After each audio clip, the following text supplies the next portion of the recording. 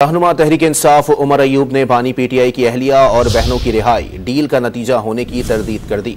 Opposition जमातों के साथ मिलकर हुकूमत मुखालिफ तहरीक चलाने का इशारा भी दे दिया। बात की बिल्कुल सख्ती से नफी करता हूँ कि बुशरा बीबी साहिबा या वजीर आज़म इमरान खान साहब की हमशीरगान किसी डील का हिस्सा है। वजीर आज़म इमरान खान साहब के ना खुदा न खास्ता नवाज शरीफ की तरह प्लेटलेट्स उन्होंने गिराने का बहाना किया या जरदारी की तरह और कोई बहाना किया, ना मुल्क से बाहर गए हैं। मौलाना फजलुर रहमान साहब की अपनी पार्टी है जमीयत उलमा इस्लाम फे, उनका एक अपना नजरिया है, उनका अपना एक रास्ता है। वो इस वक्त हमारे साथ एक रास्ता हमारा ये है कि हुकूमत के खिलाफ इंशाअल्लाह ताला एक मुहिम चलेगी।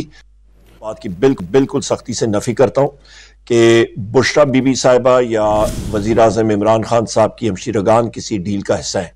वजीर आज़म इमरान खान साहब के ना खुदा न खास्ता नवाज शरीफ की तरह प्लेटलेट्स उन्होंने गिराने का बहाना किया या जरदारी की तरह और कोई बहाना किया, ना मुल्क से बाहर गए हैं।